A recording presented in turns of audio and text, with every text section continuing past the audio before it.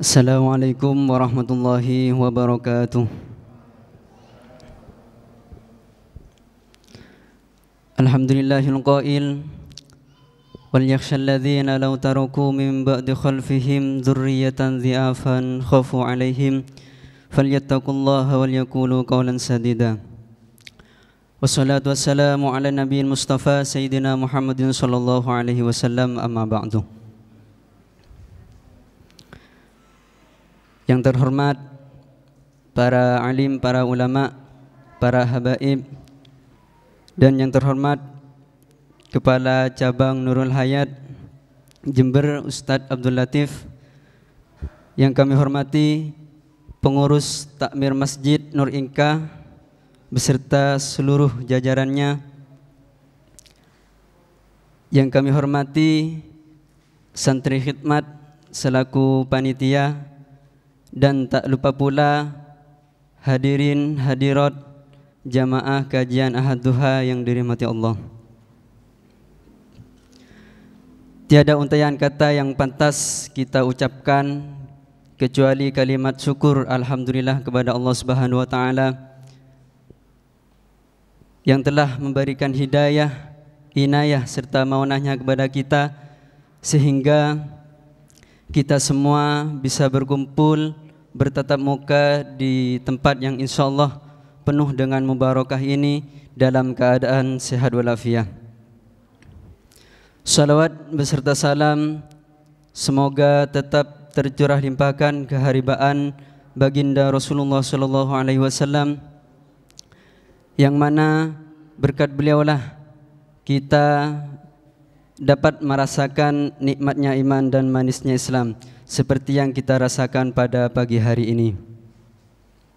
Sebelum acara dimulai, kami selaku pemandu acara akan membacakan susunan acara yang insyaallah akan berlangsung pada pagi hari ini. Acara yang pertama yaitu pembukaan, disusul dengan acara yang kedua yaitu pembacaan ayat-ayat suci Al-Quran, dan acara yang ketiga yaitu sambutan dari Kepala Cabang Nurul Hayat Jember. Acara yang keempat Mau'izatul Hasanah, dan acara yang kelima yaitu tanya jawab, dan merupakan acara yang terakhir yaitu penutup atau doa. Untuk mempersingkat waktu, mari kita buka acara pada pagi hari ini dengan pembacaan Ummul Kitab, dengan harapan mudah-mudahan Nurul Hayat Jember khususnya dan Nurul Hayat se-Indonesia pada umumnya bisa lebih amanah, bisa lebih meluas kemanfaatannya untuk umat, dan juga untuk binaan-binaan Nurul Hayat semoga lebih beriman kepada Allah sehingga keberkahan mengalir kepada kita semua, dan juga kepada donatur yang telah menafkahkan sebagian hartanya melalui Lembaga Nurul Hayat, semoga hajat-hajatnya dikabul, dan juga kepada kita semua yang berada di majelis ini semoga mendapatkan ilmu yang barokah, amin ala hadhihi niyah wa kullu niyatin shalihah. Al-Fatihah. A'udzubillahi minasyaitonir rajim. Bismillahirrahmanirrahim. Alhamdulillah Ar-Rahmanir-Rahim, Maliki yaumiddin, iyyaka na'budu wa iyyaka nasta'in, ihdinas siratal mustaqim, siratal ladzina an'amta 'alaihim ghairil maghdubi 'alaihim waladdallin, rabbi ighfirli wa li walidayya, amin. Acara yang kedua yaitu pembacaan ayat-ayat suci Al-Qur'an yang akan dilantunkan oleh Ananda Irfan dan Farhan. Kepadanya kami persilahkan. Warahmatullahi wabarakatuh.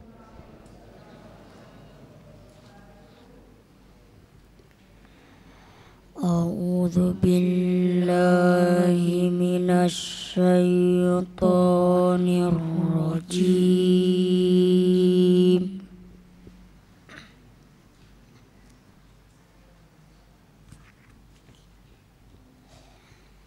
Bismillahirrahmanirrahim.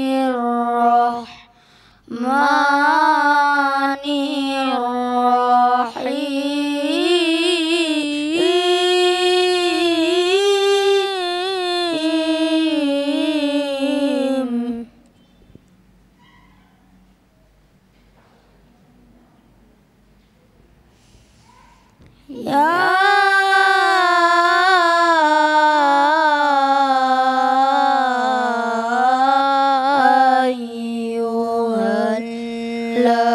ayyuhalladzina amanu idza qila lakum tafassahu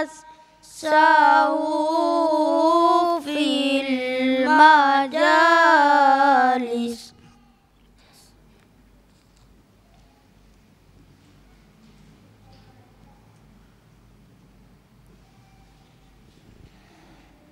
idza qila lakum tafassahu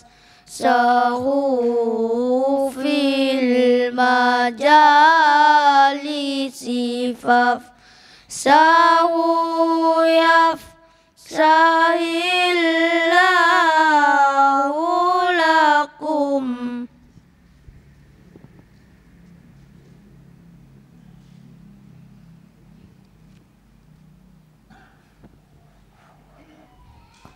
wa idza qila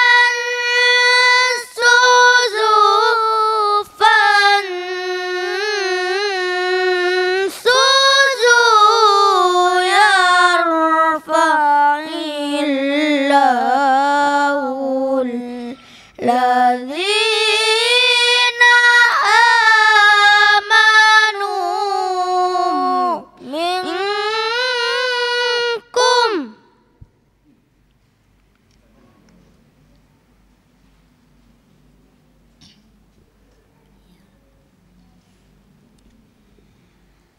yarfa'illahu alladzina amanu minkum walladzina utul ilma darajat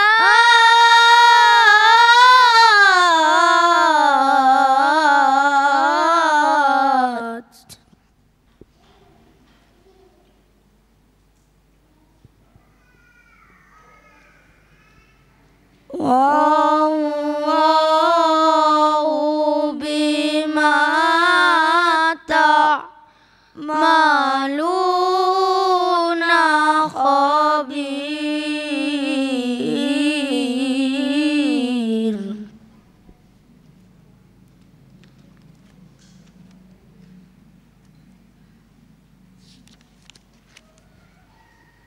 Allahu akbar Bismillahirrahmanirrahim.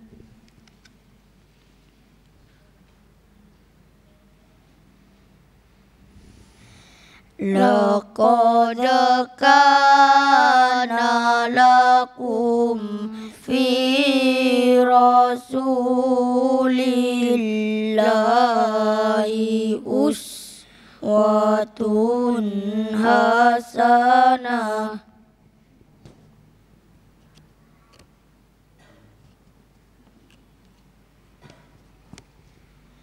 Laqad kana lakum fi rasulillahi uswatun hasanah.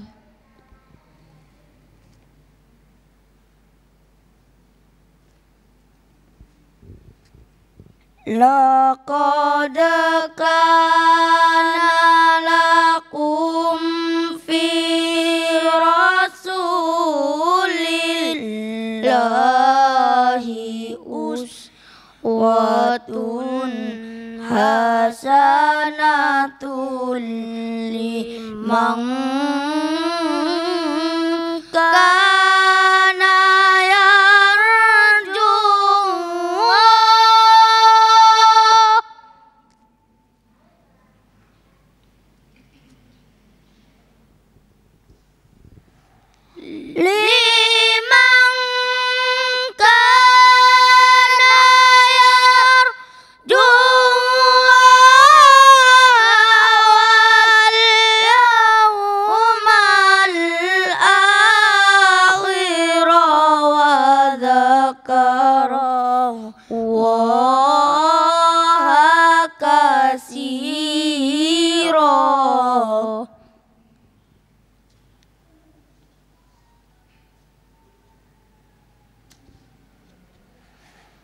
walamma ra'al mu'minuna al-ahzab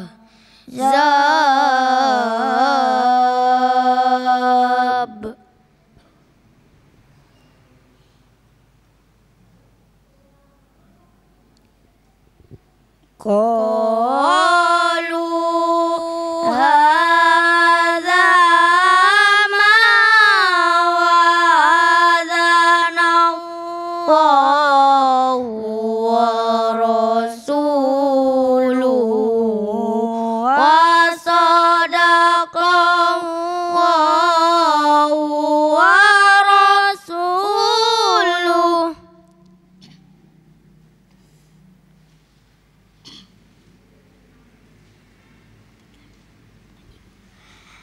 wa ma zadahum illa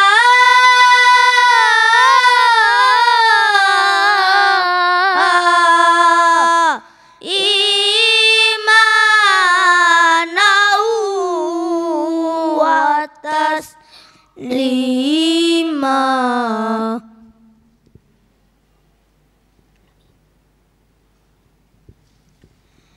La in syakartum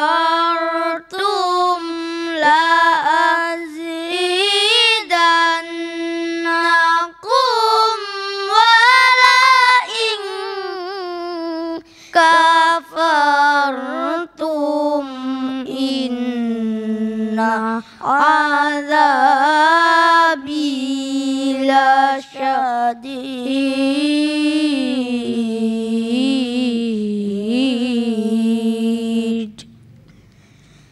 Sadaqallahul azim.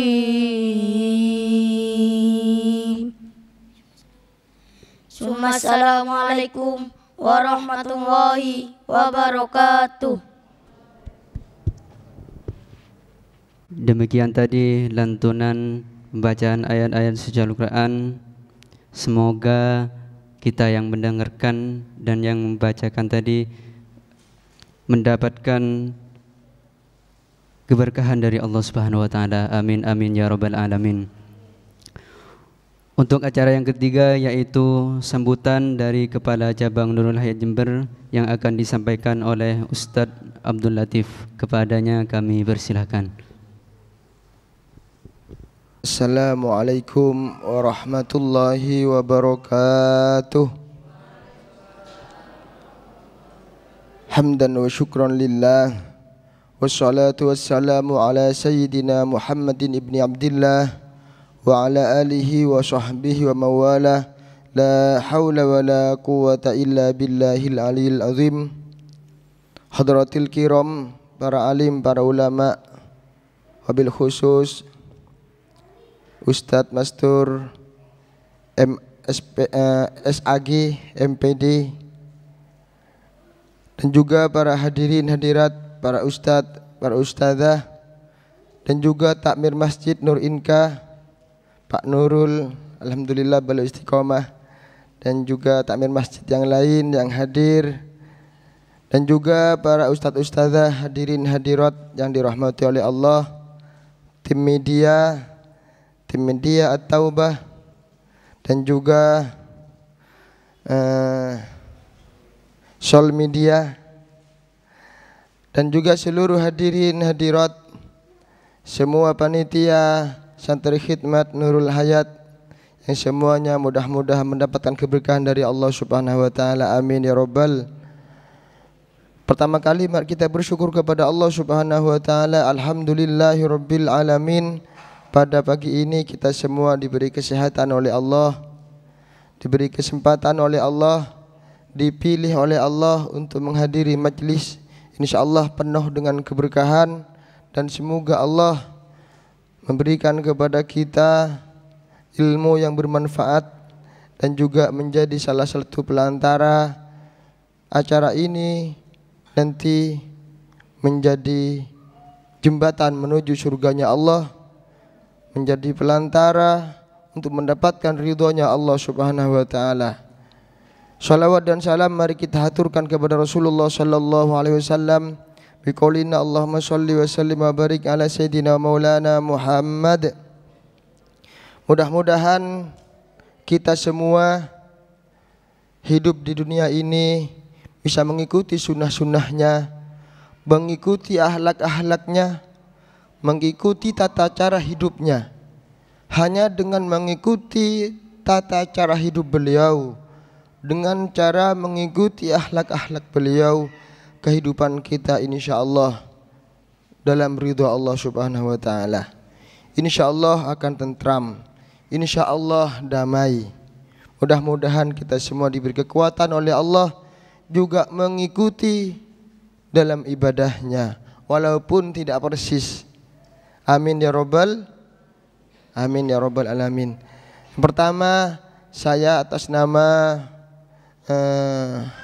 pengurus Yayasan Nurul Hayat Jember mohon maaf menyampaikan salam dari Ustadz Idrus Romli yang mana beliau saat ini masih berada di Batam.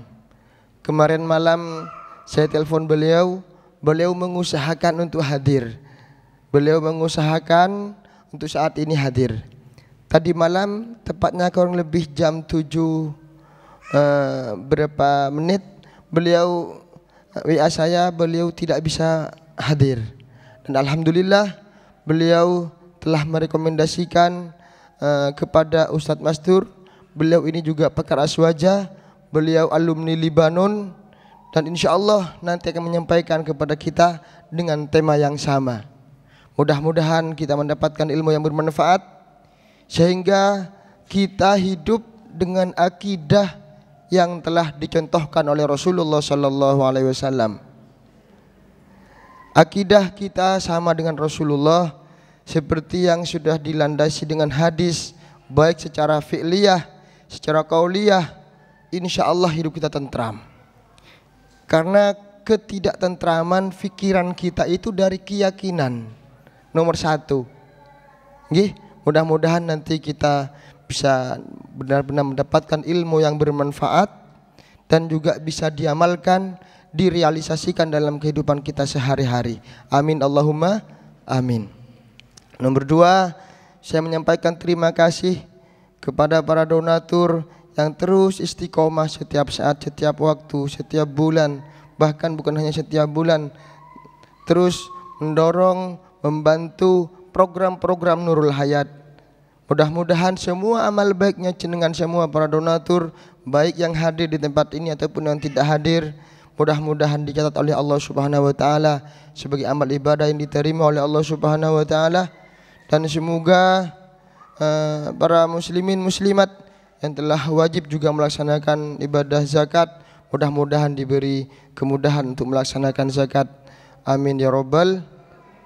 Dan juga kami sampaikan terima kasih kepada semua tim Nurul Hayat yang telah berusaha maksimal mungkin sejak awal sampai hari ini untuk mensukseskan acara ini. Mudah-mudahan jerih payahnya diberi keikhlasan dan dicatat oleh Allah Subhanahu wa taala sebagai amal ibadah yang diterima oleh Allah Subhanahu wa taala. Dan juga kami sampaikan terima kasih kepada Takmir Masjid Nur Inka yang telah kerjasama sejak tahun 2016 sampai saat ini. Mudah-mudahan diberi pahala yang luar biasa, menjadi simpanan akhirat kita juga bersama, menjadi pelantara kita mendapatkan ridhonya Allah Subhanahu wa taala dengan niat dan tujuan yang sama, hanya satu, mencari ridho Allah Subhanahu wa taala. Mudah-mudahan diberikan keistiqomahan. Amin ya rabbal. Hadirin hadirat yang dirahmati oleh Allah, kami di akhir 2019 ini insyaallah dalam waktu dekat ada program terakhir, yaitu bedah rumah. Selain dari program-program yang telah berjalan seperti biasa, ya alhamdulillah 2019 ini 350 anak yatim. Mohon doanya insyaallah tahun 2020 kami agendakan 450 minimal anak yatim, atau kalau bisa lebih, kalau bisa misalnya 500 anak yatim Minimal 450 kami target untuk bisa merangkul anak yatim. Setiap bulan insya Allah dapat beasiswa Nurul Hayat, hitungannya tiap bulan, cairnya per 3 bulan. Dan bukan hanya kita memberi beasiswa, tapi juga kita membina bagaimana adik-adik yatim binaan Nurul Hayat ini juga rajin ngaji. Nah, dengan adanya buku panduan yang telah diberikan oleh Nurul Hayat. Juga alhamdulillah ada 200 guru Al-Quran. Mudah-mudahan diberikan keistiqomahan. Dan juga insya Allah sudah ratusan TPK yang setiap bulan diberi bantuan sarpras, sarana dan prasarana TPK. Setiap bulan 2 TPK sejak tahun 2015 sudah berjalan sampai saat ini. Tiap bulan terus 2 TPK kita bantu sarana dan prasarana. Semua ini adalah amanah dari para donatur. Banyak, ada janda tua duafa, ada majelis taklim abang becak. Banyak, kalau disebutkan insya Allah sampai banyak makan waktu. Sudah banyak yang tahu tentang program-program Nurul Hayat. Ini saya mengulangi lagi agar supaya tambah semangat. Semua ini adalah amanah dari donatur. Kami hanya bisa menyampaikan setiap mereka memakai alat-alat TPK, semuanya pahalanya mengalir kepada donatur. Masya Allah, sudah ratusan TPK yang kita bantu.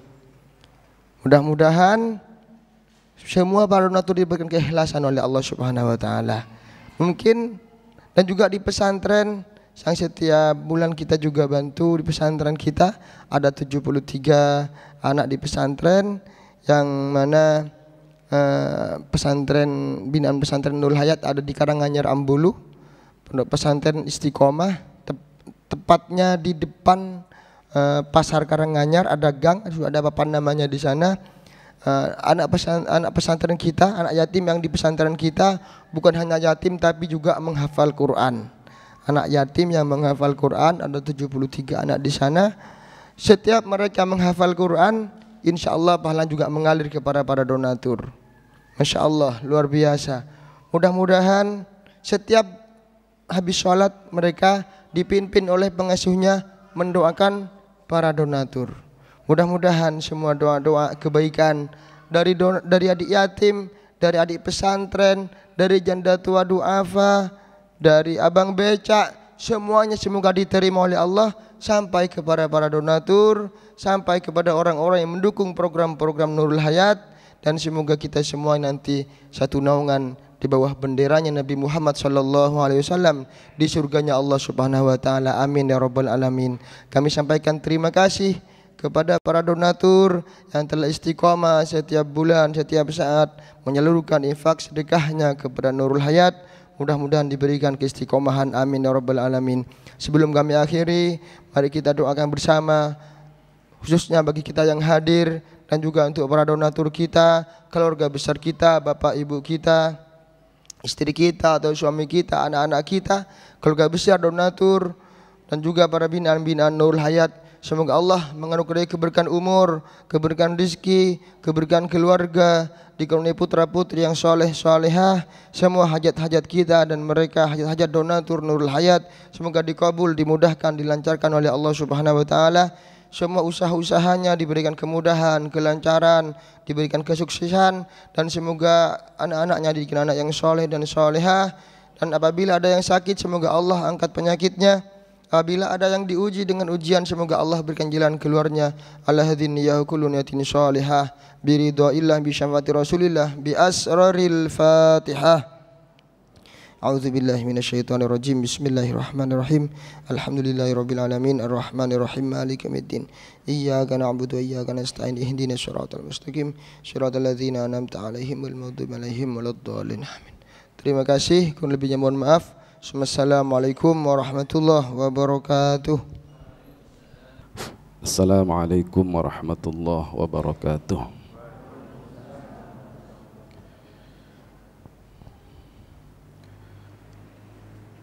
Alhamdulillahi rabbil alamin. Lahun ni'matu wa lahul fadlu wa lahul thana'ul hasan. Salawatullahil barrir rahim والملائكة المقربين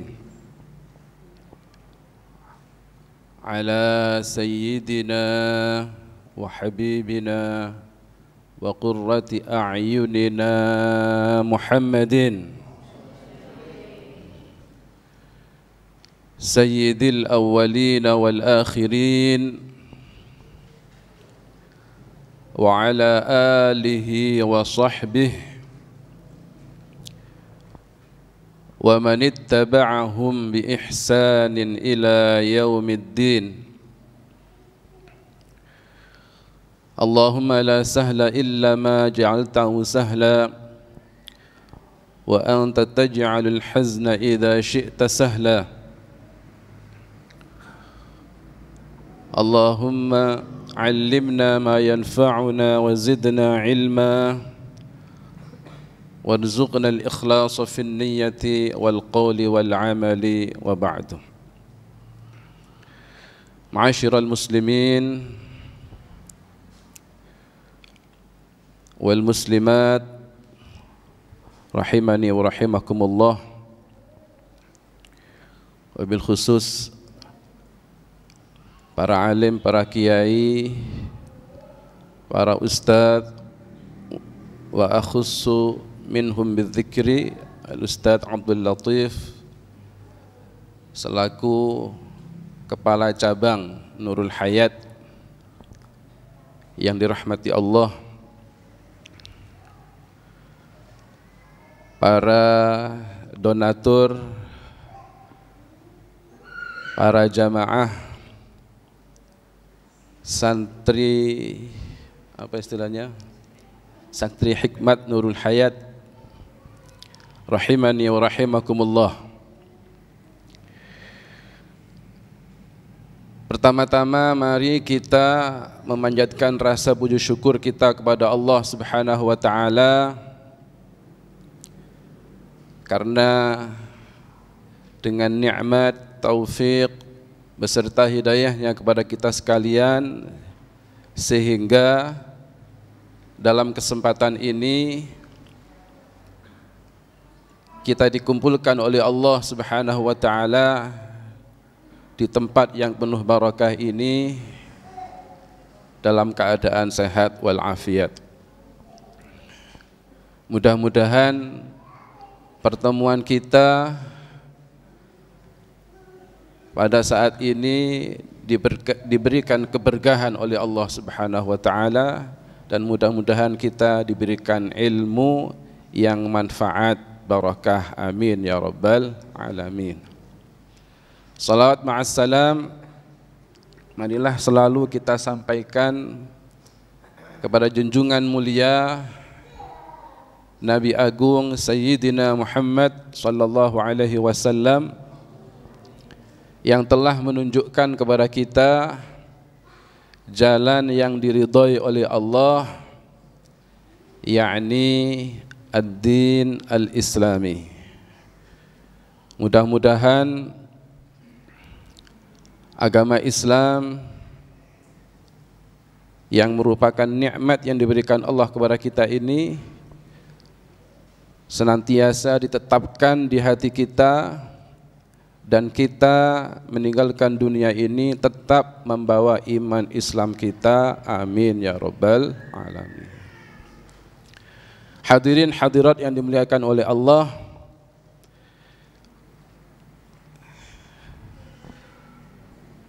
sebelumnya ini mohon maaf, mestinya pada saat ini, kesempatan ini, sebagaimana tadi disampaikan, pembicaranya adalah Al-Ustadz Idrus Romli, yang mana beliau ini pakar aswaja, bukan hanya nasional tapi sudah internasional. Tapi ternyata sekarang yang mewakili ini skupnya masih interlokal ini ya. Tapi yang penting mari kita niatkan bersama-sama, kita ikhlaskan mengaji semata-mata karena Allah Subhanahu wa taala. kita tata niat kita hadir di tempat ini karena setiap amal soleh itu tergantung niat kita masing-masing. Ya, innamal a'malu binniyat, itu kata Nabi. Ya.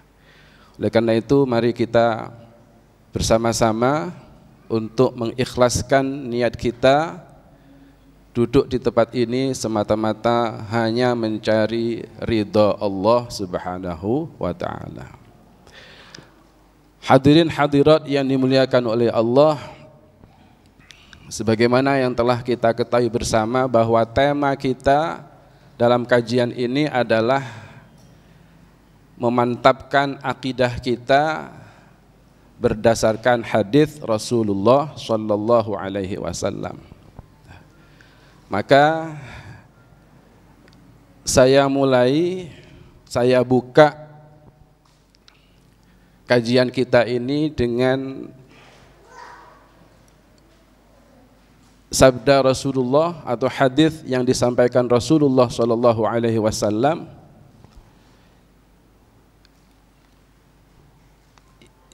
yang mana sebenarnya hadis ini itu hadis sangat panjang yang dikenal dengan hadis Jibril. Mungkin kalau para ustadz mungkin sudah tidak asing lagi tentang hadis ini. Ya. Hadis di mana ketika itu malaikat Jibril radhiyallahu anhu ketika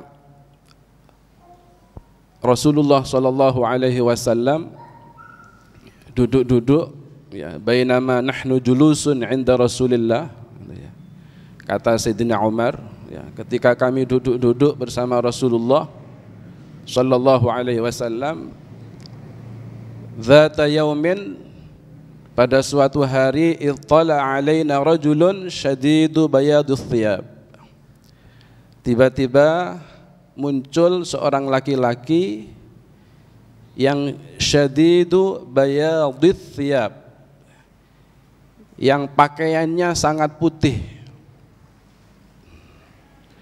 Syadidu sawadis sya'r, rambutnya sangat hitam.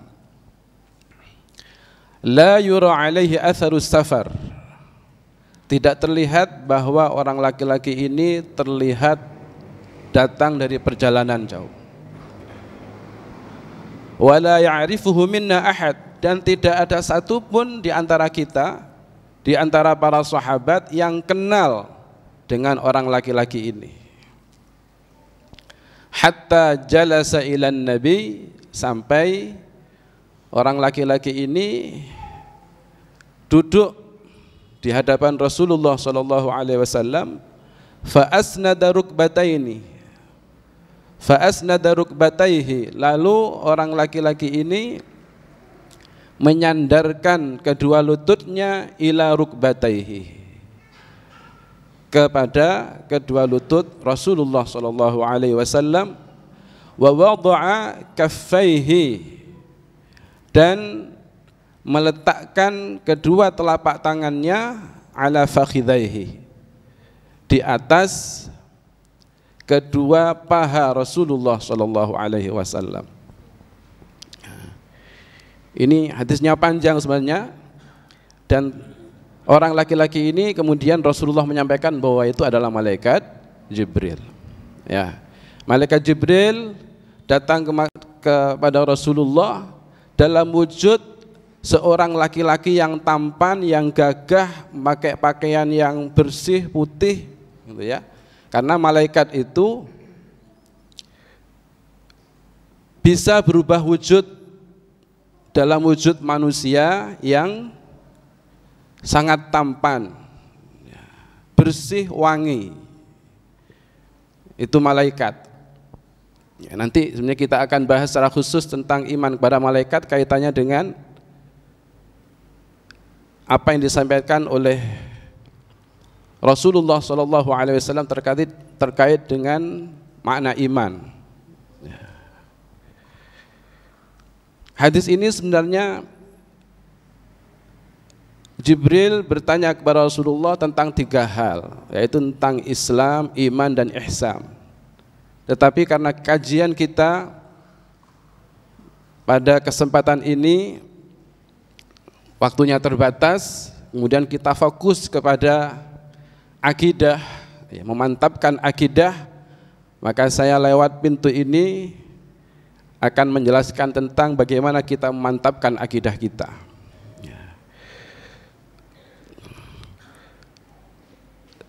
Setelah itu Rasulullah ditanya oleh malaikat Jibril. Setelah bertanya tentang Islam, maka malaikat Jibril bertanya, fa akhbirni 'anil iman. Maka kabarkanlah kepadaku tentang iman. Apa iman itu? Maka Nabi menjawab, an tu'mina billahi wa malaikatihi wa kutubihi wa rusulihi wal yaumil akhiri wa tu'mina bil qadari khairihi wa syarrihi. Qala sadaqta. Nah, ini.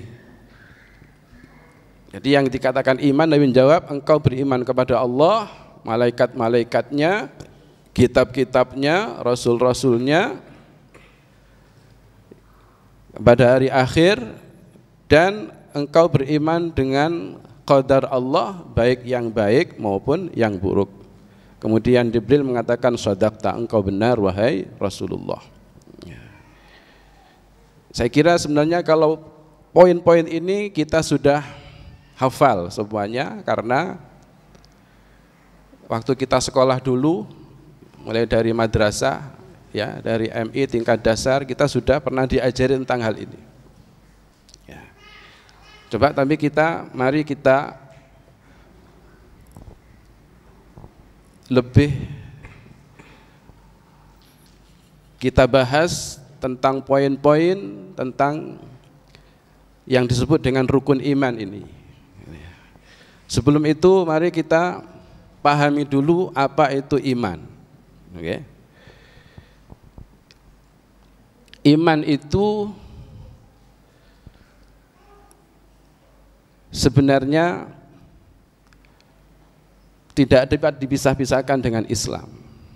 Oke. Iman itu tidak dapat dipisah-pisahkan dengan Islam. Artinya kalau seseorang itu masuk Islam, maka dia dikatakan Muslim, juga dikatakan mukmin. Dia Muslim, dia mukmin, atau sebaliknya. Kalau dia ini mukmin, berarti dia juga Muslim. Karena lawan kata dari iman Islam ini adalah satu, lawan katanya yaitu apa? Kufur. Oke. Lawan katanya Islam, kufur. Lawan katanya iman, kufur. Meskipun secara bahasa dan istilah ini ada perbedaan. Kalau iman secara bahasa itu artinya at-tasdiq, itu percaya. Secara syara' atau istilah syara' yang dikatakan iman itu adalah at-tasdiq bima jaa bihin Nabi alaihi salatu wassalam anillah, yaitu percaya dengan hati, tasdiq bil qalbi, yaitu percaya dengan hati, bima jaa bihi Rasulullah, dengan apa atau terhadap apa yang dibawa oleh Rasulullah sallallahu alaihi wasallam yang berasal dari Allah. Sedangkan Islam secara bahasa itu al-inqiyad. Al-inqiyad itu artinya tunduk, patuh.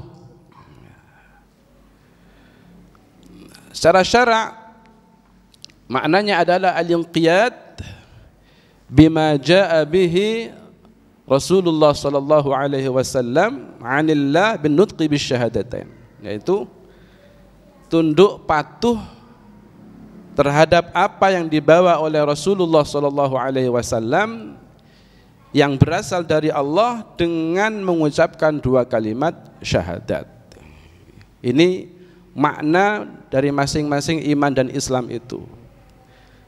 Akan tetapi keduanya tidak dapat dipisah-pisahkan. Makanya Al-Imam Abu Hanifah radhiyallahu anhu dalam kitabnya Al-Fiqhul Akbar, beliau mengatakan la yakunu iman bila Islam wala Islam bila iman fahuma kadh-dhahri ma'al batni.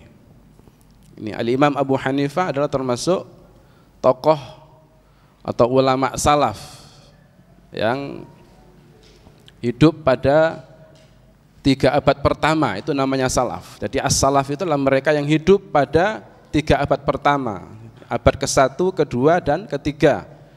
Abadnya Rasulullah yaitu dan sahabat abad pertama, kemudian abad kedua tabi'it tabi'in, kemudian yang ketiga tabi'in, yang ketiga kemudian tabi'it tabi'in. Itu namanya salaf. Jadi sebutan salaf itu hanya diperuntukkan kepada mereka yang hidup pada 3 abad pertama itu. Jadi kalau mereka yang hidup setelahnya disebut dengan khalaf. Ya. Jadi kalau sekarang ada yang menyebut dirinya salafi, ya enggak tahulah itu. Gitu ya. Karena salaf itu, ini maknanya salaf itu ya. Al-Imam Abu Hanifah, inilah yang disebut dengan ulama salaf atau salafi, itu Imam Abu Hanifah diantaranya itu. Karena beliau memang hidup pada 3 abad pertama. Beliau mengatakan gimana dalam kitabnya Al-Fiqhul Akbar, la yakunu iman bila Islam. Tidak ada iman tanpa Islam. Wala Islam bila iman, dan tidak ada Islam tanpa iman. Fahuma kadh-dhahri ma'al batni. Jadi iman Islam itu ibaratnya seperti apa? Punggung dan perut. Kira-kira punggung sama perut bisa dipisah enggak, Bu? Enggak bisa. Ya. Kalau ada perut mesti ada punggung, kalau ada punggung mesti ada perut. Ya, begitulah dengan Islam. Kalau ada Islam mesti ada iman. Kalau ada iman mesti ada Islam. Cuma kadang orang Islam itu ada yang sempurna imannya, ada yang tidak sempurna imannya. Itu yang ada. Ya. Orang Islam itu ada yang sempurna imannya. Siapa yang umat Islam yang sempurna imannya itu adalah mereka yang menjalankan segala apa yang diperintahkan oleh Allah dan menjauhi segala apa yang dilarang oleh Allah. Ini dikatakan seorang muslim yang sempurna imannya. Adapun kalau ada orang Islam, ya dia ngakunya Islam, ya, tapi perintah-perintah Allah tidak dijalankan. Larangan-larangan Allah malah dikerjakan. Atau perintah-perintah Allah dikerjakan sebagian. Kadang ada yang sholat tapi sholatnya Senin, Kemis, gitu ya. Kadang sholat, naik kober, sholat, gak kober, enggak sholat. Ini Senin Kemis sholatnya namanya itu. Ya. Orang Islam yang kayak gini ini, ya Islam juga, dikatakan Muslim, tapi tidak sempurna imannya. Ya.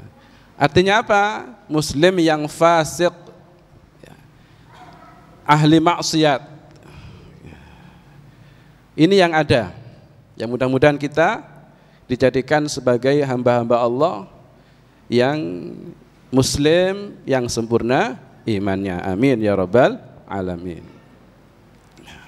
Ini hal yang perlu kita pahami tentang iman Islam. Kemudian sekarang mari kita membahas tentang keimanan kita kepada Allah Subhanahu wa taala.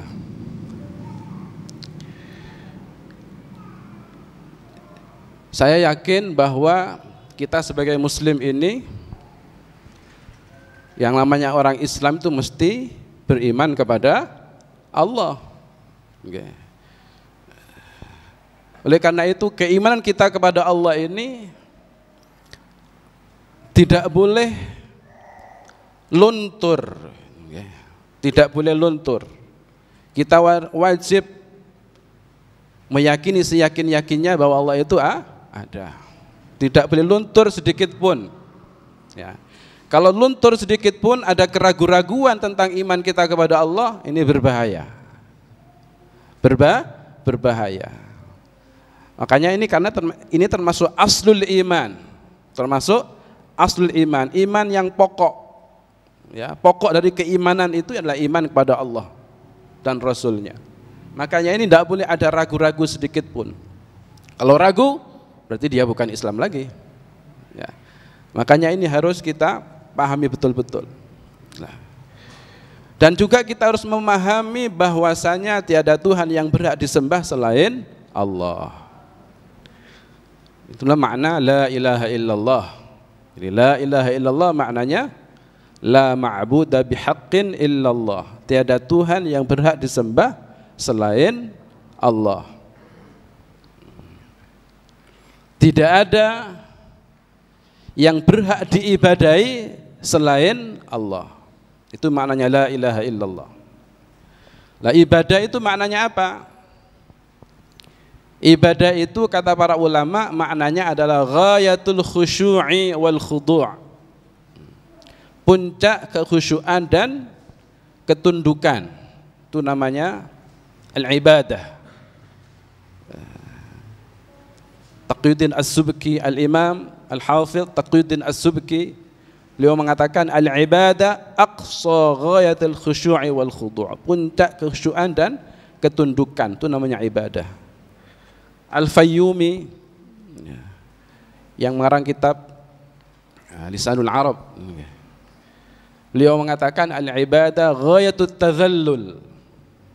Al-Fayyumi termasuk Al-Hafidh Murtada Az-Zabidi, senaja dengan itu mengatakan bahwa al-ibadah ghayatut tadhallul, puncak ketundukan, itu namanya ibadah. Jadi barang siapa yang beribadah kepada selain Allah, ya syirik, gitu ya. Beribadah kepada selain Allah itu syirik. Artinya apa? Yang melakukan puncak ketundukan, puncak kekhusyuan, puncak perendahan diri kepada selain Allah, itulah yang disebut dengan syirik. Kalau ada orang yang melakukan itu, berarti dialah yang musyrik.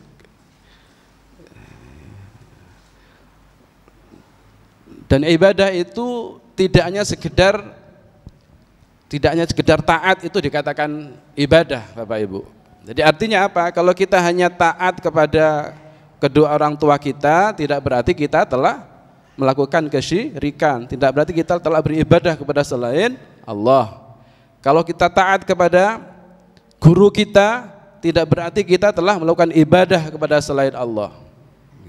Kalau kita taat kepada pemerintah, tidak berarti kemudian kita beribadah kepada selain Allah. Oleh karena itu maka makna ibadah ini harus kita pahami dengan sebaik-baiknya agar kita tidak seenaknya mensyirikkan orang lain. Karena ada sebagian orang itu yang dikit-dikit syirik, dikit-dikit syirik. Ya. Nah, ini karena ketidakpahamannya terhadap makna ibadah. Hanya sekedar memanggil orang yang mati berarti dia syirik karena beribadah kepada orang yang mati itu katanya. Kalau hanya memanggil orang yang mati itu syirik, Bapak Ibu, berarti berapa banyak orang yang musyrik jadinya? Pertama, kalau kita sholat, yang kita baca waktu tasyahud itu manggil siapa? Coba Bapak Ibu, waktu sholat, waktu tasyahud akhir, kita baca tasyahud itu, okay? Waktu sholat itu, waktu kita sholat yang kita panggil siapa? Coba, siapa yang kita panggil?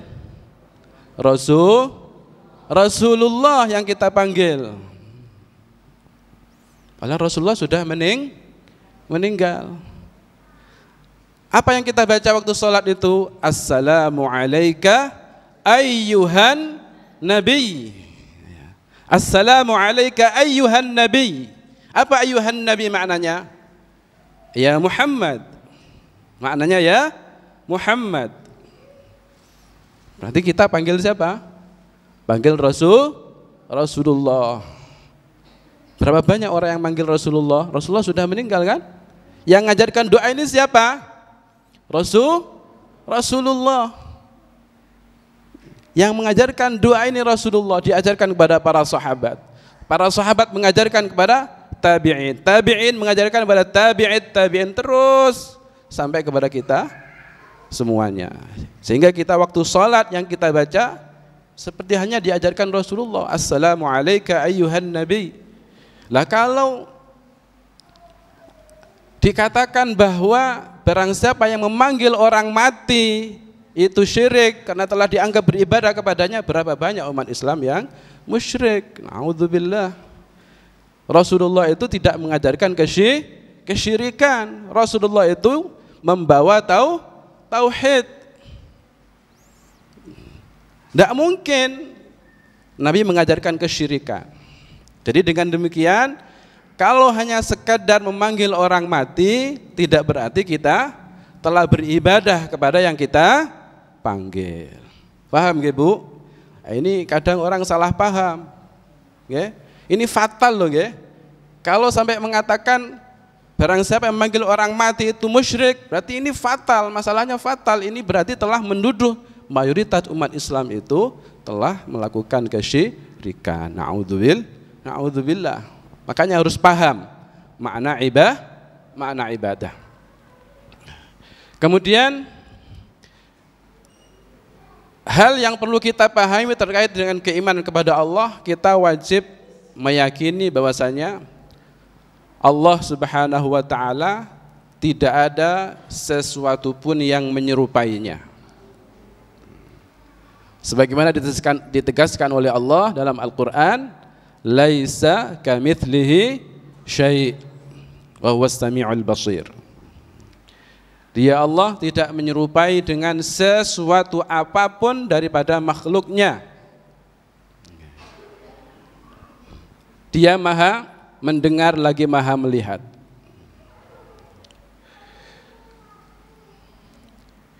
Ayat ini adalah ayat yang paling jelas yang menjelaskan bahwasanya Allah tidak serupa dengan makhluknya. Secara total, sangat gamblang, sangat jelas bahwa Allah tidak ada sesuatu pun yang menyerupainya.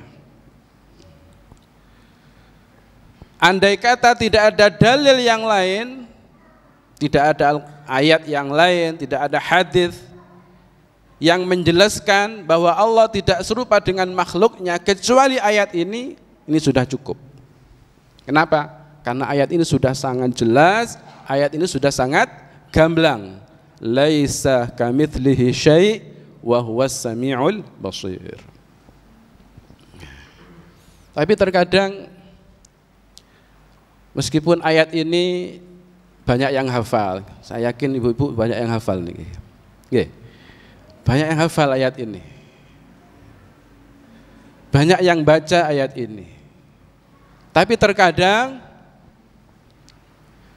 ada di antara mereka yang kemudian terjerumus di dalam tasbih, terjerumus di dalam penyerupaan Allah dengan makhluknya. Terkadang mereka menjisimkan Allah, menganggap Allah itu seperti halnya jisim, sebuah benda.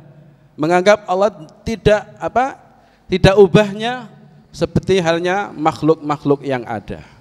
Na'udzubillah. Oleh karena itu, maka para ulama kemudian menjelaskan tentang ayat ini secara bukan penjelasan sebenarnya, hanya melakukan pendekatan-pendekatan akal sehingga orang yang membaca ayat ini benar-benar faham. Kemudian para ulama membagi alam ini, alam itu kullu ma siwallah. Setiap sesuatu selain Allah disebut alam. Itu terbagi menjadi dua, benda dan sifat benda. Ini secara umum sudah, bahwa alam itu ada dua, benda dan sifat benda, jisim wa a'rad, jisim dan sifat benda. Jisim itu Yang dimaksud jisim itu apa? Pokoknya setiap sesuatu yang tersusun dari beberapa bagian itu namanya jisim. Ma tarakkaba min ajza, itu kata para ulama. Sesuatu yang tersusun dari beberapa bagian itu namanya jisim, benda.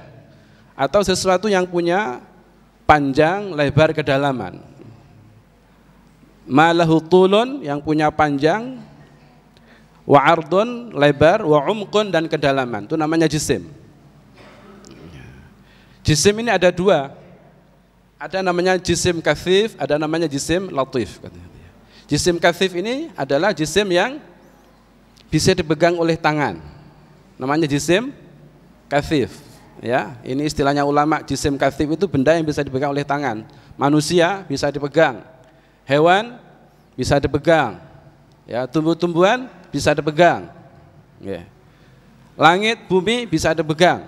Loh, kok langit bisa dipegang? Ya, apa itu? Gimana, Bu? Kok langit bisa dipegang? Bisa enggak, Bu, langit dipegang, Bu? Hah? Langit-langit bisa dipegang enggak, Bu? Bisa. Coba jenengan pegang. Bisa enggak? Bisa kan? Bisa. Tapi syaratnya harus naik dulu baru bisa dipegang. Yeah. Tapi kalau kita enggak naik enggak bisa pegang kita langit ini. Langit-langit ini. Langit juga demikian, Bu. Langit itu bentuknya keras. Ya, langit itu keras. Tebalnya itu kata para ulama itu 500 tahun jaraknya, Bu. Tebalnya langit. Tebalnya langit 500 tahun itu jaraknya, tebalnya. Ya. Jarak antara bumi dan langit itu 500 tahun. Tebalnya langit 500 tahun. Jarak langit satu dengan yang lain juga 500 tahun. Tidak ada yang nyampe ke langit, Pak, Ibu, kecuali siapa? Sayyiduna Muhammad Rasulullah Sallallahu Alaihi Wasallam. Hanya beliau yang sudah sampai ke langit. Manusia, satu-satunya manusia yang sudah sampai ke langit hanya Rasulullah. Adapun ilmuwan itu tidak ada nyampe, Pak, Bu. Ya, hanya sampai mana itu? Baru nyampe bulan, planet itu hanya. Padahal itu masih jauh dengan langit itu. Yang ngasih tahu bahwa langit itu keras itu Rasulullah, karena beliau sudah nyampe ke sana. Okay? Kalau kita nyampe ke sana, kita bisa pegang langit itu. Tapi karena kita tidak nyampe, ya nggak bisa pegang. Samanya tadi dengan langit-langit itu, nggak bisa pegang langit-langit karena kita tidak nyampe ke sana. Coba kalau kita naik, kita pegang nyampe, bisa. Siapa yang menciptakan jisim kathif ini? Jisim yang bisa dipegang oleh tangan? Allah. Maka Allah tidak serupa dengan setiap benda yang bisa dipegang oleh tangan.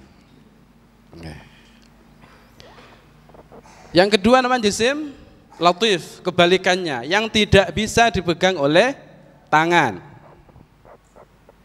Seperti apa? Ini apa? Cahaya. Cahaya ini benda, Bu. Ya.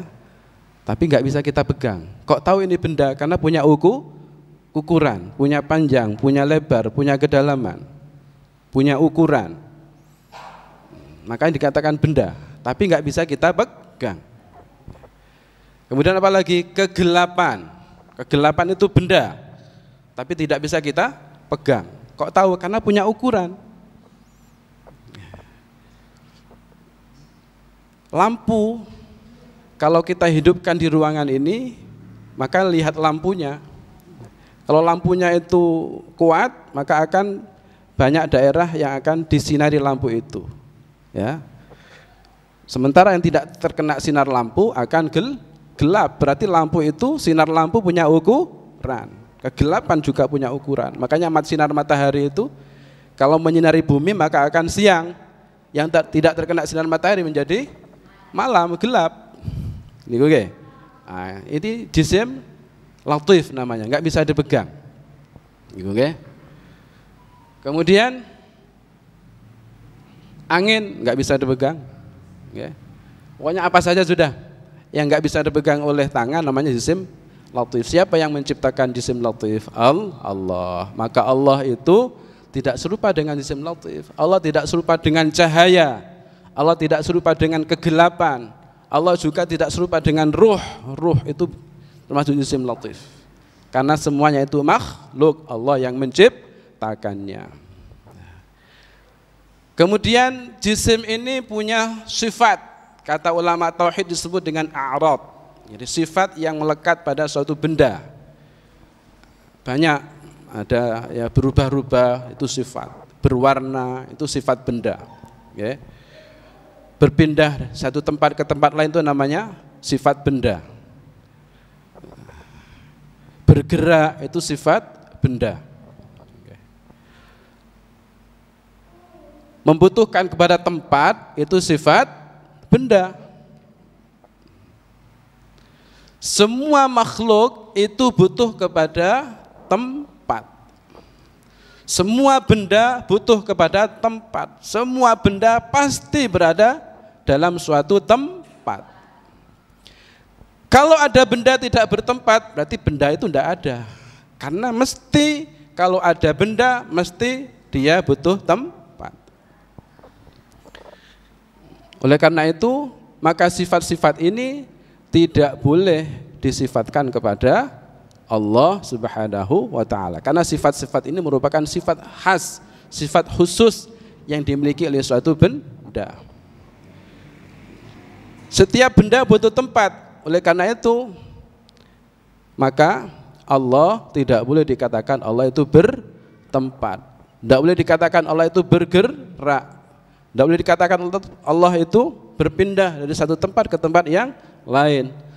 Tidak boleh dikatakan Allah itu naik dan turun secara fisik.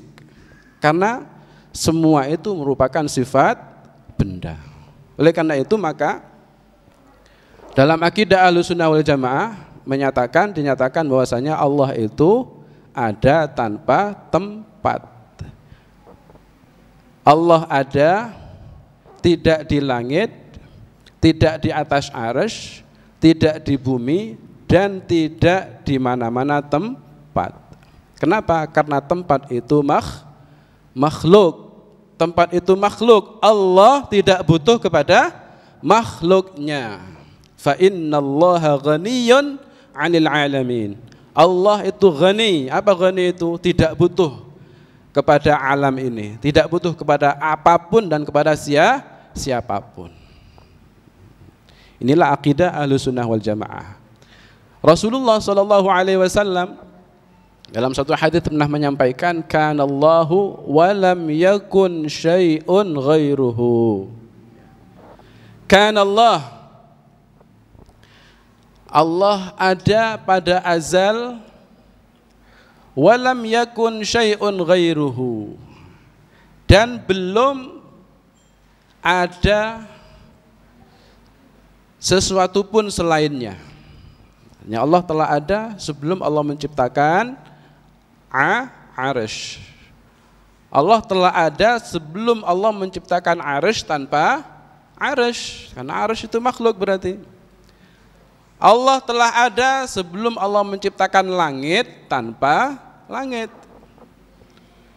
Allah telah ada sebelum menciptakan tempat tanpa tempat. Maka setelah Allah menciptakan semuanya ini, maka Allah tidak berubah. Allah ada tanpa arsy, Allah ada tanpa langit, Allah ada tanpa tempat. Karena semuanya makhluk, arsy itu makhluk, langit itu makhluk, tempat itu makhluk. Allah tidak butuh kepada makhluknya. Inilah yang masuk dalam logika itu ini, Bu. Kalau ada yang mengatakan Allah itu ada, berarti karena Allah itu ada berarti harus bertempat. Ini berarti dia telah menyamakan Allah dengan benda. Kalau benda iya, kalau benda itu pasti butuh tempat. Adapun Allah yang menciptakan benda, Allah yang menciptakan tempat, maka Allah tidak butuh kepada tempat. Nah. Lalu ini sampai jam berapa? Oh, sampai 10:30. Tapi masih ada tanya jawab. Jam Jam 10. Wah, kurang dikit lagi ini. 11:04 ya? Oke, siap. Nah.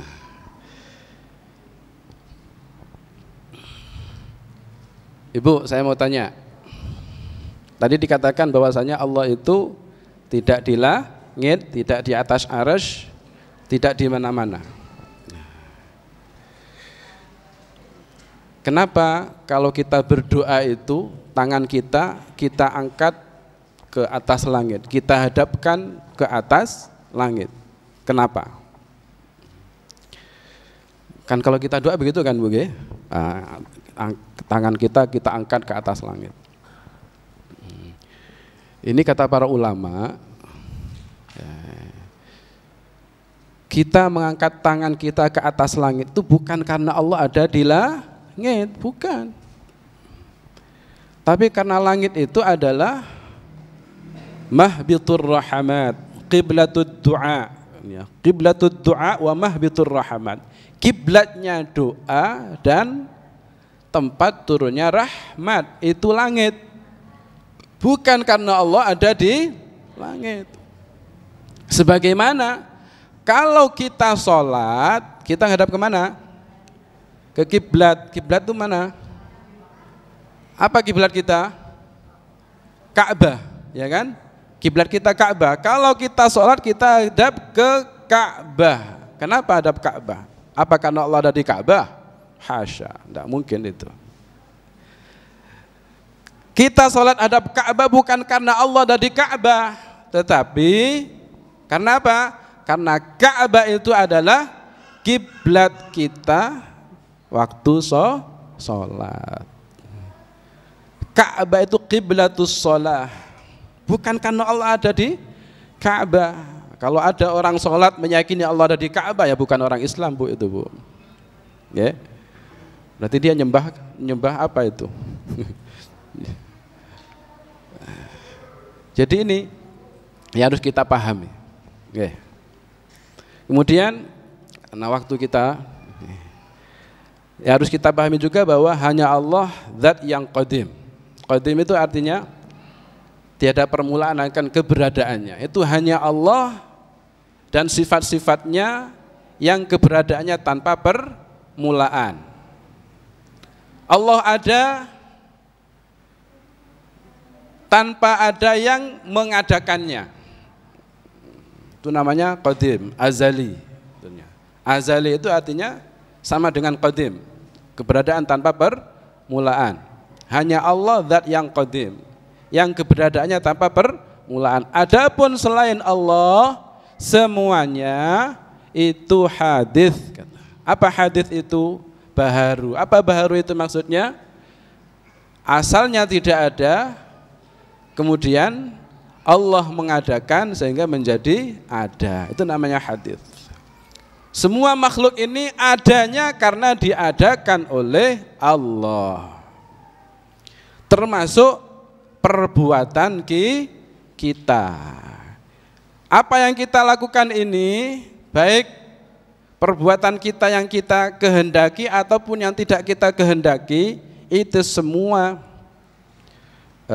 ini ya semuanya diciptakan oleh Allah. Ya.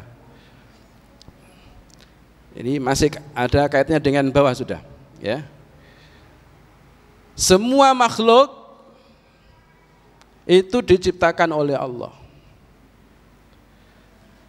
Hanya Allah zat pencipta. Hanya Allah itu zat al-khaliq yang mencipta. Itu hanya Allah. Semua makhluk itu adanya karena diciptakan oleh Allah. Termasuk perbuatan manusia, baik yang dikehendaki maupun yang tidak dikehendaki. Manusia itu hanya punya ikhtiar, punya kasab istilahnya. Bisa melakukan usaha, tapi semuanya ini ciptaan Allah. Kita memang punya kehendak, diberikan kehendak oleh Allah. Ya. Tapi kehendak kita ini atas kehendak Allah. Kalau Allah tidak menghendaki, apa yang kita kehendaki nggak akan terjadi. Yang kita kehendaki seperti apa? Mau makan, mau minum, mau hadir majelis ilmu ini namanya perbuatan ikhtiari namanya, berdasarkan kehendak kita. Ini juga Allah yang menciptakan. Ada perbuatan kita yang tidak kita kehendaki. Seperti apa? Detak jantung, Bu. Detak jantung termasuk perbuatan manusia yang tidak bisa dikehendaki manusia. Tapi itu perbuatan manusia itu. Bisa enggak kita mengatakan pada jantungnya, jantung berhenti sebentar gitu? Kita enggak bisa ngatur jantung kita, Pak. Kalau kita jantung kita berhenti, sudah selesai kontrak kita di dunia. Itu juga Allah yang menciptakan. Termasuk apa namanya? Kalau kita gemetar gitu ya. Ini gemetar itu adalah perbuatan manusia yang tidak dikehendaki manusia. Karena kalau orang itu sudah kedinginan misalnya itu, tidak bisa mengatur dirinya itu. Yang meneng apa awak iki gak bisa. Pasti akan gemetar itu ya. Kalau dia misalnya punya demam panggung itu ya ketika bicara ya gemetar begini. Ya. Enggak, meskipun berhenti aja kenapa? Enggak bisa karena memang itu namanya perbuatan manusia. Semuanya Allah yang menciptakan. Jadi tidak boleh kita meyakini ada pencipta selain Allah. Kalau ada orang yang meyakini ada pencipta selain Allah, berarti dia bukan orang Islam. Paham nggih? Ini wajib diyakini bahwa hanya Allah sang pencipta. Tidak ada pencipta selain Allah. Pencipta maksudnya apa? Yang menjadikan dari tidak ada menjadi ada, itu hanya Allah. Wa khalaqa kulla syai', kata Allah. Allah lah yang menciptakan setiap sesuatu. Hal min khaliqin ghairullah, apakah ada pencipta selain Allah? Maknanya la khaliqa illallah, tidak ada pencipta selain Allah. Wallahu khalaqakum wa ma ta'malun, Allah lah yang menciptakan kalian dan apa yang kalian kerjakan. Ini penegasan Allah dalam Al-Quran. Ini beberapa hal yang perlu kita pahami terkait dengan keimanan kepada Allah. Nah, kemudian tentang malaikat, tadi sedikit saya sampaikan tentang malaikat, bahwa malaikat itu termasuk ajsam nuraniyah. Malaikat itu adalah jisim yang terbuat dari nur. Manusia diciptakan dari tanah. Malaikat diciptakan dari nur, cahaya. Jin diciptakan dari api. Malaikat itu termasuk jisim latif. Pada asal penciptanya termasuk jisim latif. Jadi pada asal penciptaannya malaikat ini jisim latif. Ini kata para ulama kan lebih lembut daripada udara. Malaikat dan jin itu lebih lembut daripada udara. Mereka itu bisa menyusup dalam tubuh kita, bisa berjalan di aliran darah kita tanpa kita merasakan apa-apa. Mereka lebih lembut daripada udara. Nah, kalau kita bahas tentang malaikat, kita hanya bahas tentang malaikat. Malaikat itu la ya'sunallaha ma amarahum wa yaf'aluna ma yu'marun. Mereka ini selalu taat kepada Allah, tidak pernah maksiat kepada Allah, tidak pernah membangkang terhadap perintah Allah, dan melaksanakan semua apa yang diperintahkan oleh Allah. Itu malaikat. Malaikat la yakulun, malaikat tidak makan, wala yashrabun, tidak minum, wala yatanakahun, tidak menikah antara satu dengan yang lain. Laisu dzukuran wala inathan, bukan laki-laki bukan perempuan. Ya. Ketika malaikat itu berubah wujud jadi manusia, maka malaikat ini ketika berubah wujud jadi manusia, maka dia jisim kathif, kan bisa dipegang, bisa diraba. Kalau sudah berubah wujud maka bisa dipegang. Tapi malaikat hanya bisa berubah wujud dalam wujud laki-laki, tidak bisa berubah wujud dalam wujud perempuan. Kalau berubah wujud dari wujud laki-laki, maka wujudnya laki-laki tanpa jenis kelamin. ya, tanpa jenis kelamin, karena bukan laki-laki bukan perempuan, hanya rupanya saja laki-laki. Tapi wujud mereka itu ganteng, gagah, bersih, harum.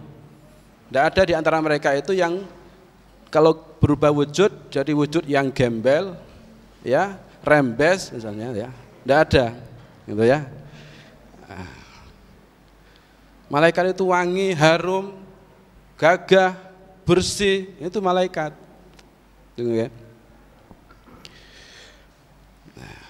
Dan malaikat itu jumlahnya banyak, termasuk jisim latif. Kalau ada tidak semua orang bisa ketemu malaikat. Ya, kalau hanya orang-orang tertentu yang bisa berjumpa dengan malaikat.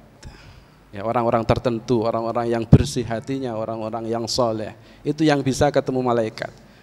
Kalau kita, wallahu a'lam ini ya, mungkin didatangi malaikat kalau pas mau mati. Allah yahfadzuna. Nah, ini saya kira ini paham semua ini ya, tugas malaikat ini. Jumlahnya malaikat punya banyak, Pak. Lebih banyak daripada jumlah kerikil di lautan. Ya, lebih banyak daripada dedaunan yang rontok, ya, banyak malaikat itu, nggak terhitung jumlah malaikat, saking banyaknya malaikat. Ya, bentuknya malaikat itu besar, Pak. Ini kalau ini tugasnya, ini yang wajib kita baca ada 10 ini ya, hafal semua insya Allah kira-kira ini. Dan jumlah malaikat itu besar sekali. Suatu saat malaikat Jibril itu menawarkan kepada Rasulullah untuk bisa melihat rupanya yang asli.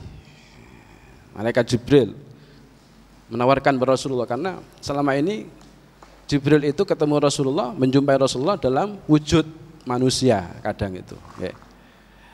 Kemudian Jibril menawarkan, ya Rasulullah, apakah engkau tidak ingin melihat rupaku dalam wujud yang asli? Ya, kata Nabi, ya pengen Jibril. Nah, kalau gitu mintalah kepada Allah. Akhirnya minta kepada Allah, akhirnya Rasulullah diperlihatkan wujud malaikat Jibril yang asli. Ketika melihat wujud malaikat Jibril yang asli, Rasulullah langsung pingsan, Pak. Langsung pingsan. Ketika ditanya oleh malaikat Jibril, ya Rasulullah, kenapa engkau pingsan?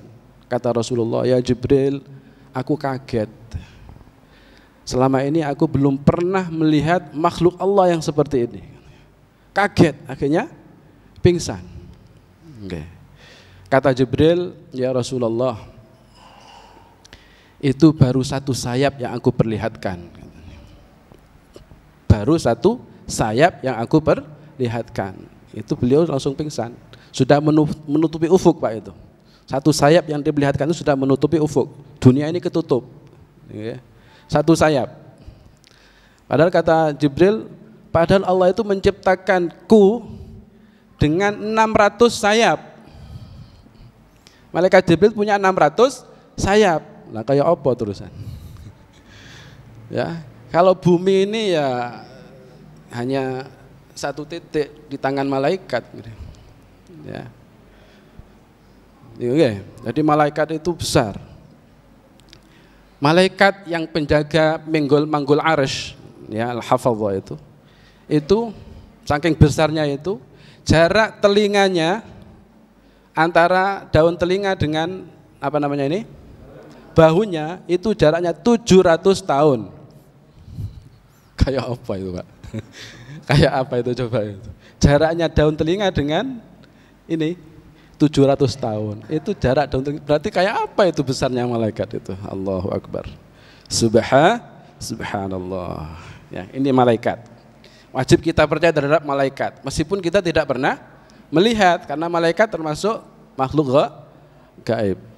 Wajib kita percaya. Nah, tentang kitab-kitab ini, saya kira ini lain waktu lagi ya. Ini pokoknya kitab yang diturunkan Allah itu wajib kita percayai. Ada 104 kitab yang diturunkan oleh Allah, tapi yang masyhur ya, itu ada 4 ditambah suhuf. Suhuf itu lembaran-lembaran. Taurat, Zabur, Injil, dan Al-Quran. Ini ya. Nah ini masih tinggal berapa menit lagi. Ini agak panjang juga sebenarnya ini. Ini iman kepada Rasul-Rasul Allah. Terkait dengan iman kepada Rasul-Rasulullah ini, maka kita wajib meyakini bahwa seluruh para nabi itu adalah agamanya Islam. Ya. Jadi iman kepada Rasulullah mulai dari Nabi Adam sampai dengan Nabi Muhammad wajib kita percayai, ya. Dan seluruh para nabi itu membawa agama yang satu, yaitu Islam.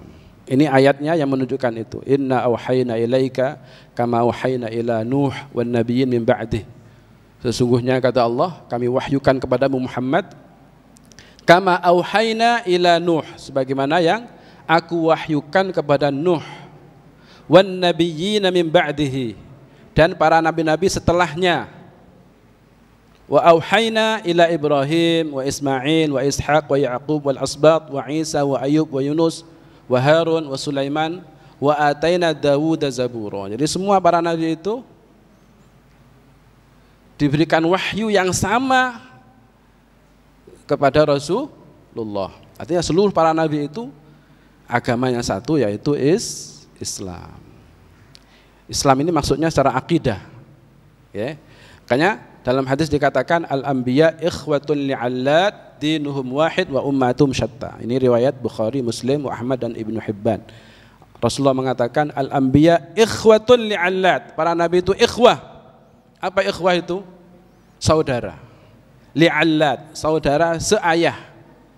Dinuhum wahid, agama mereka satu, yaitu Islam.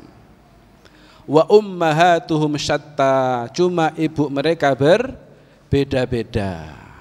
Agamanya satu, yaitu Islam. Semua para nabi mengajak umatnya untuk hanya menyembah kepada Allah dan tidak menyekutukannya dengan sesuatu apapun. Semua nabi begitu ajarannya. Itulah Islam. Cuma wa ummahatuhum syatta, syariat mereka beda-beda berkaitan dengan hukum. Nabi Adam punya syariat, makanya Nabi Adam itu nabi dan rasul pertama. Karena cirinya rasul itu membawa syariat. Nabi Adam itu punya syariat. Cuma Nabi Adam sampai dengan Nabi Idris tidak ada orang kafir. Mereka diutus kepada orang Islam, hanya kepada orang Islam, tidak ada yang kafir. Nabi Adam punya syariat. Apa syarat Nabi Adam? Dalam syariat Nabi Adam itu boleh kawin saudara kandung tapi yang lain perut, lain kandungan. Lain kandungan itu boleh dinikahkan silang, meskipun itu saudara kandung itu, okay? Karena pada waktu itu tidak ada orang lain, manusia cuma yang mereka itu. Ya, makanya dalam syariat Nabi Adam boleh kawin antara saudara kandung tapi yang lain kandungan. AB bulan ini lahir, ya, bulan selanjutnya CD, maka AB ini laki-laki perempuan, CD laki-laki perempuan, ini boleh dikawin silang. Syariatnya Nabi Adam. Tapi syariat Nabi kita sudah tidak boleh, itu haram ilal abad. Ya, sama selamanya haram. Ini namanya syariat. Syariat beda-beda, tapi agama mereka satu, yaitu Islam. Ini yang harus kita pahami. Dan Nabi dan Rasul pertama Nabi Adam alaihissalam. Adapun Nabi Nuh itu Rasul pertama yang diutus kepada orang kafir. Okay. Dan Nabi itu maksum. Maksum itu terjaga. Tidak ada Nabi yang mau nyolong jambu, tidak ada Nabi itu. Okay. Tidak ada Nabi yang keinginan ingin nyolong jambu itu, tidak ada. Dijaga oleh Allah, dijaga. Paham gak? Maksum, apa maksum itu? Terjaga dari kekufuran, ya, dari dosa besar, dari dosa kecil yang mengandung kerendahan jiwa bagi pelakunya. Sebelum mereka diangkat jadi nabi maupun setelah diangkat jadi nabi, mereka maksum, dijaga oleh Allah. Artinya mustahil nabi itu melakukan kekufuran atau ingin melakukan kufuran, mustahil.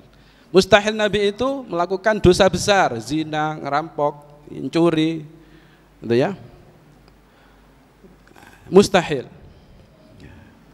Adapun dosa kecil yang tidak menunjukkan hina terhadap pelakunya, maka mereka bisa saja melakukan, tetapi langsung diingatkan oleh Allah. Namanya as-saghair allati laisa fiha khissah, itu namanya. Dosa kecil yang tidak mengandung kerendahan jiwa.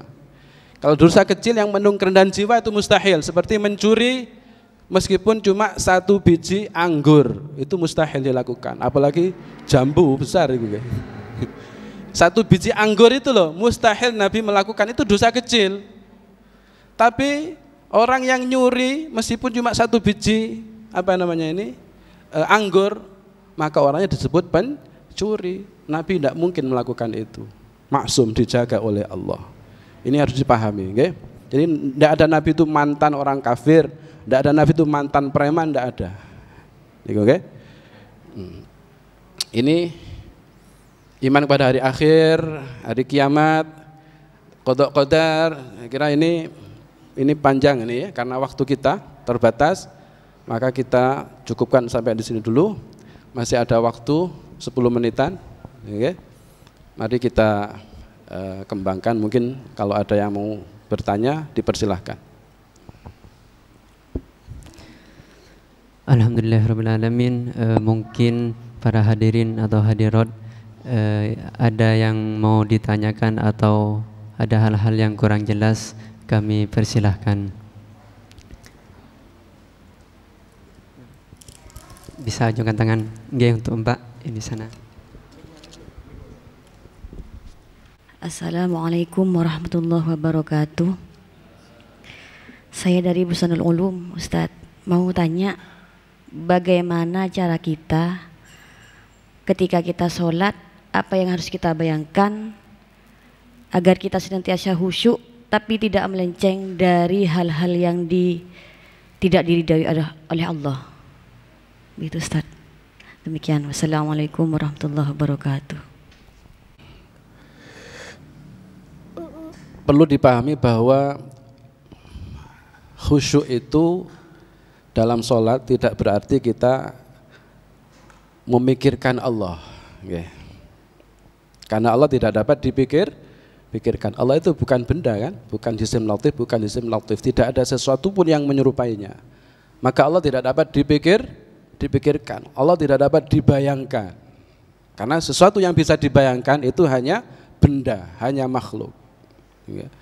Makanya Dhunnun al-Misri mengatakan mahma tasawwarta bibalik fallahu bi khilafi dzalik. Apapun yang kamu gambarkan tentang Allah, apapun yang kamu bayangkan tentang Allah, fallahu bi khilafi dzalik. Maka Allah tidak seperti yang kamu bayangkan itu, tidak seperti yang kamu gambarkan itu. Jadi Allah tidak dapat digambarkan, tidak dapat dipikirkan, akal kita tidak mampu. Makanya kita diperintahkan untuk memikirkan makhluk-makhluk Allah, kan tidak dilarang untuk memikirkan tentang zat Allah. Tafakkaru fi khalqillah wa la tafakkaru fi dzatillah. Ya, oleh karena itu jangan sampai kita kalau sholat itu kita memikirkan zat Allah. Kalau ada orang sholat itu memikirkan zat Allah, itu bukan khusyuk namanya, itu namanya ngelamun. Namanya ngelamun. Nah, lah khusyuk itu apa? Khusyuk itu kata para ulama itu istisyarul khaufi minallah. Jadi merasakan takut kepada Allah, takut akan siksanya, takut akan azabnya. Itu namanya khusyuk. Maka salah satu cara agar supaya kita khusyuk itu ya tadabbur ma'ani bacaan sholat itu, mengangan-angan makna bacaan-bacaan sholat. Makanya supaya kita paham apa yang kita baca, ya kita pelajari, kita hafalkan apa makna-makna bacaan-bacaan sholat kita, sehingga ketika kita sholat itu, ketika baca itu kita bisa mengangan-angan maknanya. Itu mungkin kata para ulama itu salah satu cara untuk kita bisa khusyuk. Oke. Jadi itu yang bisa saya jawab. Terima kasih. Oke, mungkin ada lagi dari Bapak. Bismillahirrahmanirrahim. Assalamualaikum warahmatullahi wabarakatuh. Nama saya Ibu Yun. Pada pagi hari ini saya mendapat banyak masukan dalam hal memahami tentang Islam. Ada suatu pemikiran yang berkembang pada saat ini di masyarakat yang sangat mengganggu pikiran saya, karena itu akan mempengaruhi generasi Islam untuk yang akan datang, di mana mengatakan bahwa agama Allah itu tidak perlu dibela karena Allah Maha segala-galanya. Pemahaman seperti itu sangat mengganggu kami karena anak-anak atau generasi Islam yang akan datang, di mana pemahamannya mungkin tidak seperti kita pada saat ini, akan mempengaruhi sekali sehingga dia itu tidak ada keinginan membela agama Allah itu. Yang kedua, ada yang beredar bahwa Nabi Muhammad itu dibilang mencuri jambu atau dibilang rembes. Itu hal yang sangat mengganggu pemikiran saya sebagai seorang ibu, di mana ibu itu adalah madrasatul ula yang harus memberi pemahaman yang pertama kali kepada anak-anak dan keturunan kami, ya keturunan kita semualah sesama muslim. Bagaimana pendapat Ustadz untuk menanggulangi hal-hal yang tidak benar dan sangat mengganggu pemikiran? Saya kira ibu-ibu yang ada di majelis ini mungkin juga bertanya harus bagaimana sikap kita menghadapi hal-hal yang tidak benar seperti itu. Saya kira cukup sekian. Wassalamualaikum warahmatullahi wabarakatuh. Waalaikumsalam. Tanggapi yang beredar, ya. Saya hanya ingin menyampaikan bahwa kita sebagai seorang muslim wajib membela agama Allah. Sebagai muslim kita wajib membela agama Allah. Rasulullah SAW itu kalau berkaitan dengan kepribadiannya yang diinjak-injak, yang dihina, dilukai, disakiti, beliau tidak pernah membalas. Ya. Rasulullah hampir tiap hari rumahnya itu dilempari dengan, mohon maaf, kotoran manusia. Pintu rumahnya itu oleh Abu Lahab. Ya. Itu pintu rumahnya hampir tiap hari dilempari dengan kotoran manusia. Tapi beliau tidak pernah membalas. Kalau mau membalas, ya selesai itu Abu Lahab itu. Ya.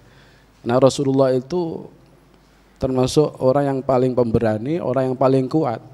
Karena beliau itu diberikan kekuatan setara dengan 40 orang laki-laki yang perkasa. Kalau cuma Abu Lahab satu kepretan selesai itu dia. Okay. Tapi Rasulullah tidak pernah membalas, sama sekali tidak pernah membalas. Kalau berkaitan dengan kepribadiannya. Tapi kalau Islam yang dihina, diinjak, beliau angkat senjata. Nah ini yang harus kita Nah kita wajib mencintai Rasulullah, ya. Mulai sejak dini kita harus tanamkan cinta kita kepada Rasulullah, agar supaya cinta kepada Rasulullah, agar supaya tidak timbul ucapan-ucapan yang merendahkan akan derajat beliau. Maka kita perlu ajari anak kita itu ilmu agama yang benar, ilmu agama yang benar-benar yang diajarkan sesuai dengan apa yang diajarkan Rasulullah. Punya sanad nyambung kepada Rasulullah. Nah, ini satu-satunya cara, yaitu kita beri mereka pemahaman yang benar, kita ajari mereka dengan pengajaran yang benar. Sehingga kalau mereka sudah paham itu, kewajibannya sebagai seorang muslim itu apa? Bagaimana cara menghormat Rasulullah, bagaimana memuliakan Rasulullah, maka dia tidak akan sampai keluar kata-kata yang menunjukkan perendahan terhadap derajat Rasulullah, karena sudah diajari dengan pengajaran yang benar. Niku nggih, saya tidak perlu menanggapi isu yang beredar ini, karena ini sensitif masalahnya. Niku nggih. Yang penting kita ini bagaimana kita sebagai orang tua, kita orang tua, kewajiban kita mengajari anak-anak kita. Kalau kita nggak bisa mengajari langsung, datangkan guru atau bawa kepada ustadz, guru yang benar-benar mereka ini paham agama, nyambung sanadnya kepada Rasulullah. Niku nggih, saya kira itu, karena waktu ini sudah pas jam 10.30, ya, berarti saya cukupkan sampai di sini. Ya, terima kasih atas perhatian semuanya. Mohon maaf atas segala kekurangan. Masih banyak kekurangan sebenarnya. Mungkin jenengan tidak puas karena memang saya bukan pemuas. Barakallahu fikum jami'an. Hadanallahu wa iyakum ajma'in. Wallahu muwaffiq ila aqwamit thoriq. Assalamualaikum warahmatullahi wabarakatuh. Waalaikumsalam warahmatullahi wabarakatuh. Untuk acara yang selanjutnya yaitu doa, berkenan Ustadz Mastur menutup acara pada pagi hari ini. Sallallahu ala sayyidina Rasulillah Muhammadin abdillah wa ala alihi wa sahbihi ajma'in. Allahumma salli ala sayyidina Muhammad salatan tunjina biha min jami'il ahwali wal afat wa taqdi lana biha jami'al hajat wa tutahhiruna biha min jami'is sayyi'at وترفعنا بها عندك أعلى الدرجات وتبلغنا بها أقصى الغايات من جميع الخيرات في الحياة وبعد الممات إنك على كل شيء قدير وبالإجابة جدير يا أرحم الراحمين. اللهم إنا دعوناك فاستجب دعاءنا يا الله واغفر اللهم ذنوبنا وإسرافنا في أمرنا. اللهم لا تدع لنا ذنبا إلا غفرته ولا هما إلا فرجته ولا دينا إلا قضيته ولا حاجة من حوائج الدنيا والآخرة إلا قضيتها ويسرتها يا أرحم الراحمين. اللهم علمنا ما ينفعنا وزدنا علما. اللهم علمنا ما ينفعنا وزدنا علما. اللهم علمنا ما ينفعنا وزدنا علما وانفعنا بما علمتنا يا أرحم الراحمين. ربنا تقبل منا إنك أنت السميع العليم وتب علينا إنك أنت التواب الرحيم. ربنا آتنا في الدنيا حسنة وفي الآخرة حسنة وقنا عذاب النار. سبحان ربك رب العزة عما يصفون وسلام على المرسلين والحمد لله رب العالمين. اللهم تقبل بسر الفاتحة.